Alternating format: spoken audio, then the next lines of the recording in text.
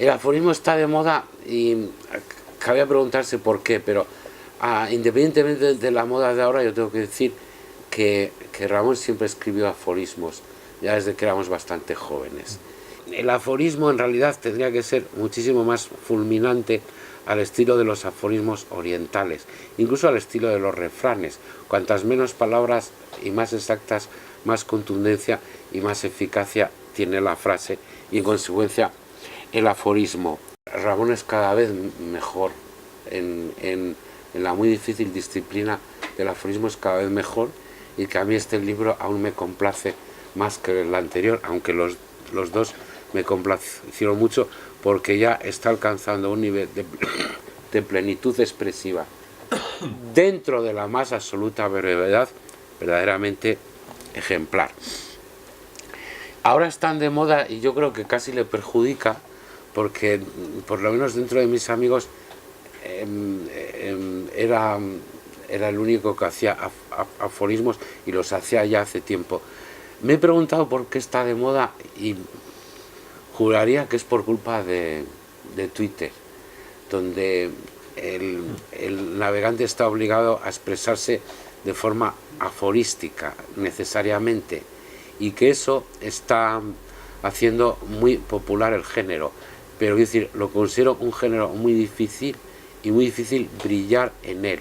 Como cantidad de aforismos de este libro me han sonado a música celestial, yo diría que todos, pero todos, y cabe preguntarme cómo anda buscando Ramón los aforismos, si anda intentando cazarlos como si fueran ectoplasmas que flotan en el aire, ¡ras!, lo cace, o si están en estrecha relación o en estrecho vínculo con lo que le está ocurriendo en ese momento. Y ahora el problema es que había seleccionado en la sección de Facebook donde os invitaban a esta reunión 8 aforismos que me gustaría comentar brevemente. Tú los podrías encontrar, pero mientras llega, de algunos me acuerdo de memoria, porque claro, te los puedes aprender de memoria. En los sueños nadie es monógamo, ¿no? Bueno, realmente, bueno, ¿por qué me encanta este aforismo? Bueno, porque es una verdad como un templo. Bueno, oye, hay seres excepcionales, rarezas que confirman la regla. Igual hay gente que tiene sueños monógamos, lo cual ya sería terrible, porque ya sería terrible, porque ya ni siquiera el inconsciente respira, ¿no? hasta el inconsciente aceptaría las leyes específicas incluso del Estado, lo cual sería terrible. Pero bueno, imaginemos que no. Oye, bueno, ¿qué verdad más meridiana? Sin embargo, cuando lo lees, piensas, no se me había ocurrido nunca pensarlo. Unas cosas más curiosas que tiene el aforismo, ya lo sabe Ramón porque ha teorizado varias veces sobre ello, es que los mejores parecen una verdad elemental, sí, pero nunca lo habías descubierto. Parecen una evidencia, sí, una evidencia, estaba encima de la mesa, pero tú no lo veías, como la carta robada de Poe, ¿no? Otro que me parece genial, de los que citaba, era: todos tenemos la vaga sensación de haber estado en el Titanic. Este es muy lírico, a la vez es humorístico. Este es muy lírico. Otra verdad, Palmaria, otra verdad, claro, pero que te obliga a pensar. Quiero decir que yo cuando he llegado a este aforismo me he puesto a pensar, he dicho, bueno, claro, pero ¿por qué? ¿Por qué todos tenemos la vaga sensación de haber estado en el Titanic? Bueno, por una evidencia, es que es el mito más importante y recurrente del siglo XX. Y además es un hecho real. Decía el gilipollas, porque a veces es tremendamente gilipollas y malvado, Kurt Grass, que ese buque alemán en el que murieron los segundos había sido la verdadera tragedia del siglo XX. O sea, y yo le dije a Kurt Grass en un artículo, le dije, bueno, mira, para superar al Titanic es imposible. Pero imaginaos un barco que se llama Titanic, Titanic, con todo lo que significa ya en la mitología europea los titanes y tal, Titanic. O sea, que se hunde el día mismo de su inauguración, la misma noche, la primera noche de su vida, se hunde. Además, chocando contra un iceberg, con el choque fuera de la línea, por debajo de la línea de flotación, con lo cual se hundió en media hora. ¿Quién? ¿Y cuántos murieron? ¿quién puede superar eso? ¿Quién puede superar? ¿Por qué es grandioso el mito del Titanic? Porque es un hecho que todo él es plenamente mitológico y tiene ya la estructura de un mito perfecto. Sí. Entonces claro, nadie puede superar eso, por mucho que nos empeñemos.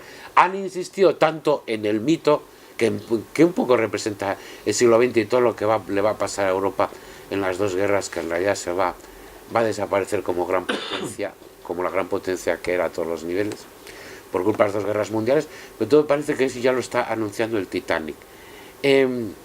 Igual nos puede pasar lo mismo con los nazis, que es otro mito muy recurrente, en parte por difícil de asimilar, en parte no, que es un mito muy recurrente, tan recurrente que también a todos nos da la sensación de haber estado en Berlín alguna vez bueno, en aquellos tiempos, ¿no? Quiero decir, un aforismo a todas luces excepcional, además de lírico y evocador, y que te invita a pensar, solito él en todo el siglo XX.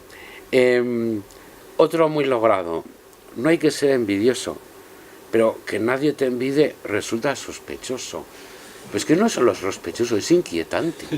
Sí, es inquietante. O sea, no, puedes estar en contra de la envidia, pero de pronto nadie te envidia, absolutamente nadie, y yo creo que te vuelves loco.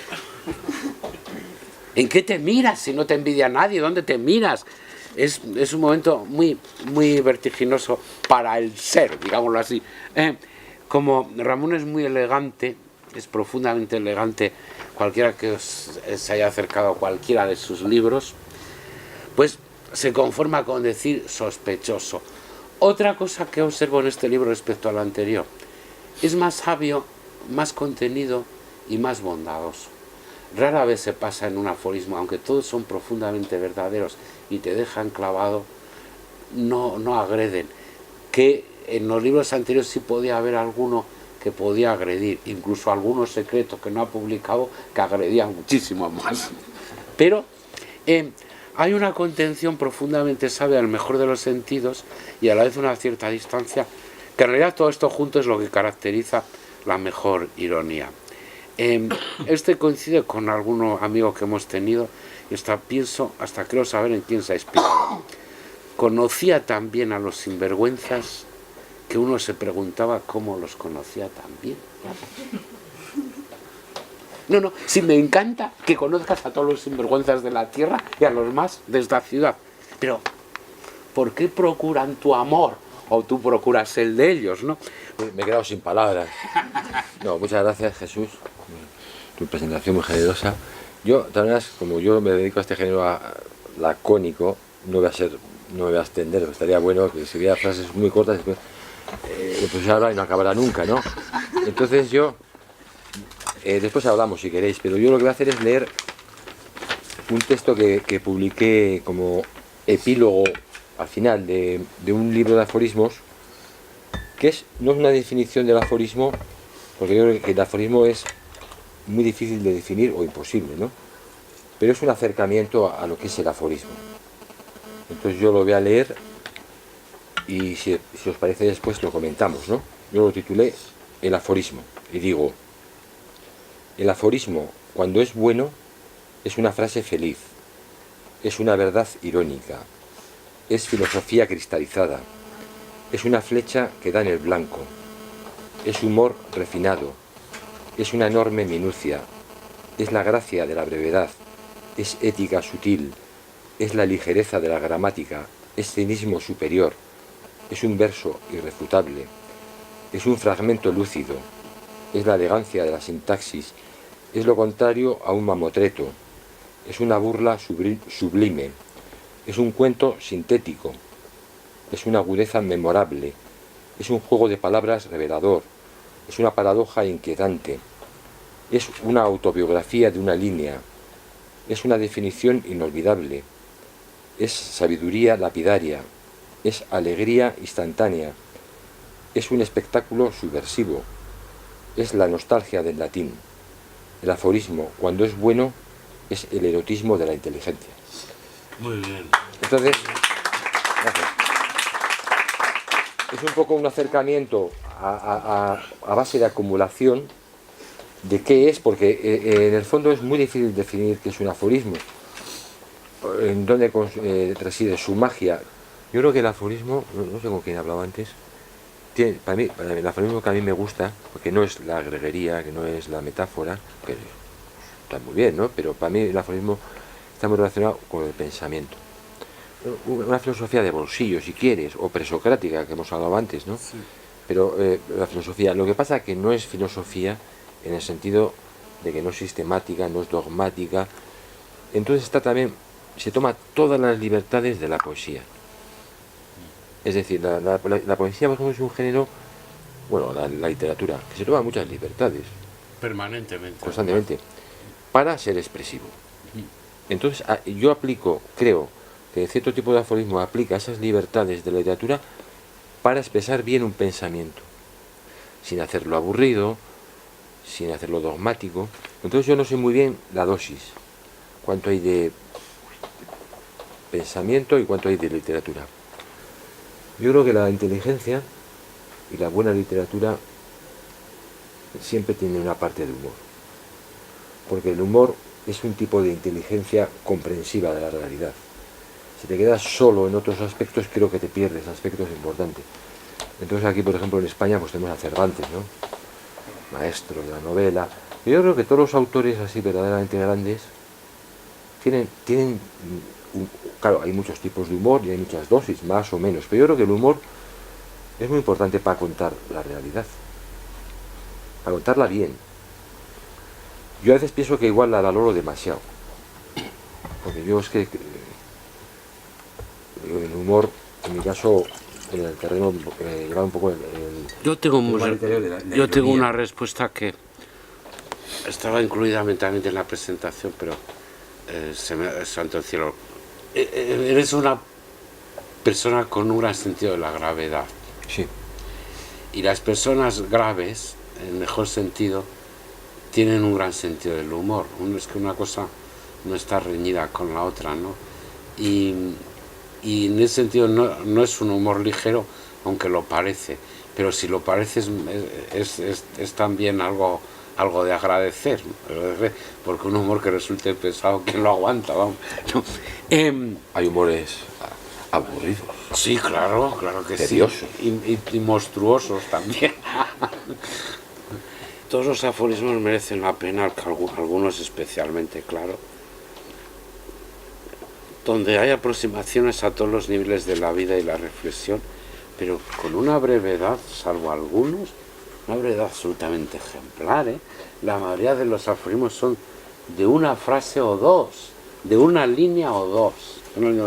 Y ahí hay un sentido de la tesis que se observa en ti, que quieres buscar cada vez más el aforismo más breve y más exacto. Siempre que no sea tan... Yo, el más corto que he escrito, por ejemplo, que además me gustó a Sabater y lo citó en algún sitio y tal, era uno que jugaba, que eso que dudas, esto lo he escrito, pero lo publico o no, porque estaba esa como pasa a veces con las cosas literarias, que dices, esto tienes dudas de si merece la pena publicarlo, ¿no? Y era, revelarse es revelarse, pero ponía una vez con B y otra con V, ¿no? Que da ese juego posible en nuestro idioma. Revelarse con B es revelarse con V, ¿no? Son 3 palabras. Pasa que estás al límite de decir mucho o no decir nada. Esos aforismos son verdaderos golpes de sprint, muy breves. Te has olvidado una cosa que aquí lo decías, y la ambición de que te citen. Sí. Lo está consiguiendo el cabrón. Sí. Yo, por ejemplo, ya he caído en la tentación de citarlo ya en 2 libros, y supongo que otros colegas harán lo mismo. Sí, la citabilidad. Porque también porque te puedes aprenderlo de memoria. Sí, claro, esa es un poco la ambición del género, que sea memorable. Sí. Porque no solo puedes leerlo y decir está bien, tiene que haber algo más, y ese más tiene que ser que claro, que no se te pueden incrustar muchos, pero que algunos se te queden en la memoria, vamos a decir un poco exageradamente, para siempre.